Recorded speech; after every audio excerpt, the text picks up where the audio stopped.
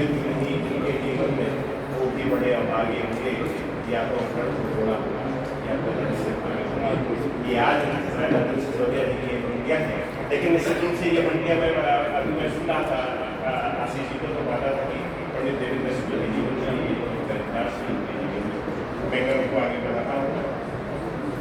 उससे पहले मैं आमंत्रित करूँ हमारे बीच में रांची से पधारे प्रकाश देवपुरी साहब, जो संयुक्त संपादक है समूह की पत्रिका है, जो वावे मैं आप सबका खाना उनका ये पहला मौका जब किसी भी गोष्ठी के अंतिम भाषण में लोग किस तरह से उत्सुक रहते हैं, एक एक शब्द में इंतजार किया था। आदरणीय रमेश मंच और सभागार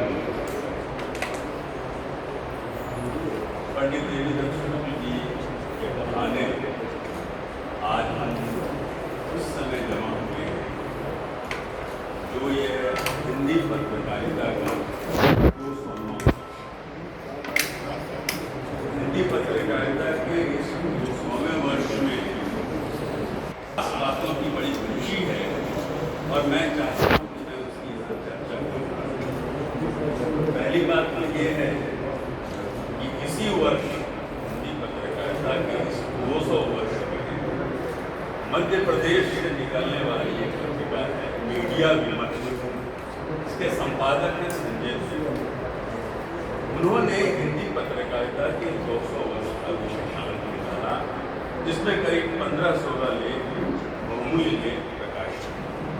तो जो वर्तमान पत्रकारिता जगत में जो लोग सक्रिय हैं, साहित्य के क्षेत्र में सक्रिय हैं, उनका एक उदाहरण देकर दूसरा उदाहरण जिसके दो लोग तो यहाँ बिल्कुल सामने हैं, एक तो हमारे यशस्वी संपादक किशन काजी, जिनके संपादन में सब लोग का हिंदी पत्रकारिता का 200 वर्ष का विशेषांक निकला, जो बड़ा ही महत्वपूर्ण अंक हुआ और जिसकी बहुत ही प्रशंसा हुई और लोगों ने उसका भी उसकी मांग की, जिसमें कि इसाबेल हमारे जो साउथ अफ्रीका की गांधी इस मीडिया पर काम पर जिन्होंने काम किया उनका लेख है, आनंद प्रधान का लेख है। और हमें ये बताते हुए खुशी है कि जैसे हम लोग जब कोई वक्तव्य व्यक्त करते हैं तो एक बीज वक्तव्य, वैसे उसमें बीज लेख जो है वो हमारे लिए उपस्थित मृत्युंजय श्रीवास्तव। तो ये उस पत्रिका दो बात तो हर्ष, और तीसरी बात जिसकी कि हम सब अभी साक्षी हैं, मैं भाई कृष्ण कुमार और भाई राजकुमार कुमार बंधु और उनके मित्रों और उनके परिवार के सभी सदस्यों का शुक्रगुजार है, जिन्होंने पत्रकारिता के इस 200वें साल में ये यज्ञ ठाना है और उसे संपादित किया है, जिसकी वजह से आज हम सब जमा हैं। और हमें ये लग रहा है कि हिंदी पत्रकारिता और हिंदी साहित्य के क्षेत्र में काम करने वालों की कमी नहीं है। ये क्षेत्र अभी भी जीवित है और इसमें हम पूरी भविष्य की पूरी उम्मीद भी हम कर सकते हैं। मैं चाहता हूँ कि कुमार बंधुओं और उनके परिवार के एक बार हम लोग कर्तव्य ध्वनि से उनके लिए करें कि उन्होंने इतना बड़ा प्रयास किया है।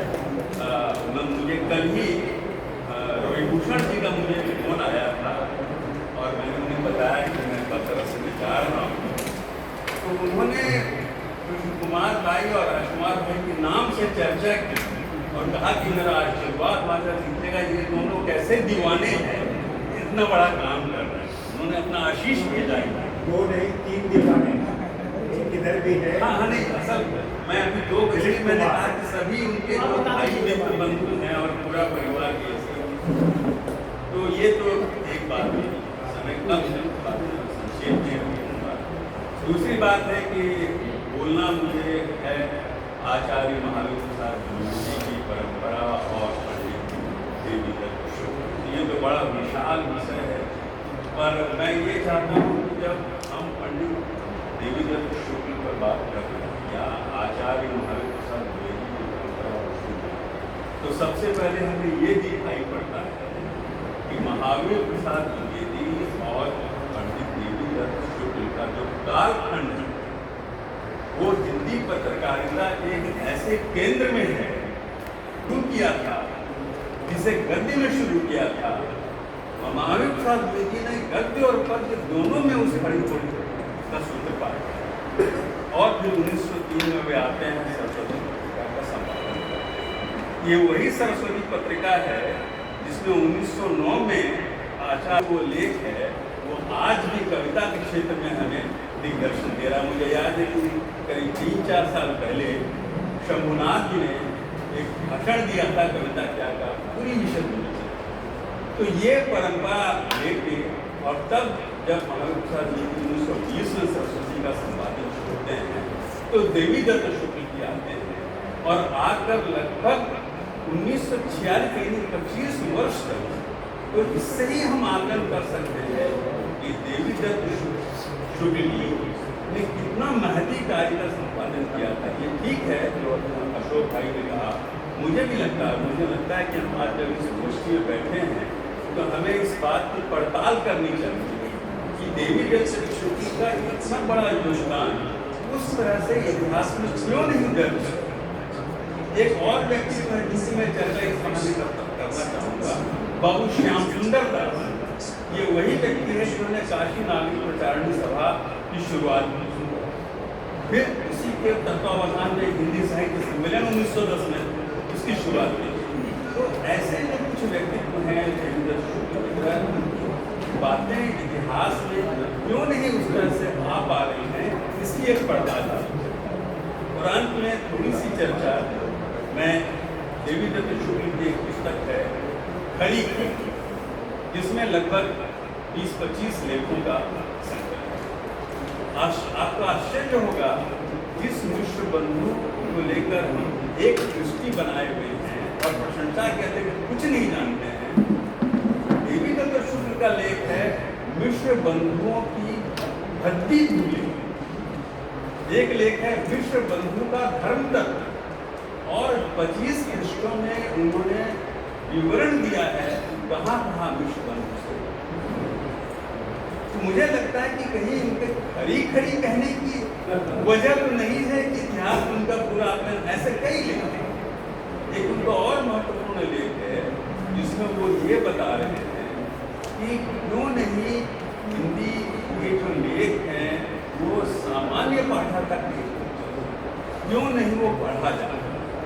इसकी चर्चा मैं इसलिए कर रहा हूँ, आज हम जब भी बैठते हैं हमें इस बात की चिंता होती है कि अब तो पाठक नहीं रहे, हिंदी साहित्य के प्रति अनुराग खत्म हो रहा है। अभी सुबह भी हम लोग चर्चा कर रहे थे हमारे, तो ये सामान्य है। लेकिन इस लेख से ये प्रकाश मिलता है कि हम इस दृष्टि से निराश होने की जरूरत नहीं, ये एक सतत चिंता का विषय है। जैसे माँ को अपना बच्चा हर समय दुबला और कमजोर दिखाई पड़ता है, चाहे वो कितनों उसको हिस्सा कर ले, वैसे मुझे लगता है कि साहित्यानुरागियों को हमेशा ये लगता है कि साहित्य का वो प्रसार नहीं हो रहा है, इसका पठन पाठन वैसा नहीं हो रहा है।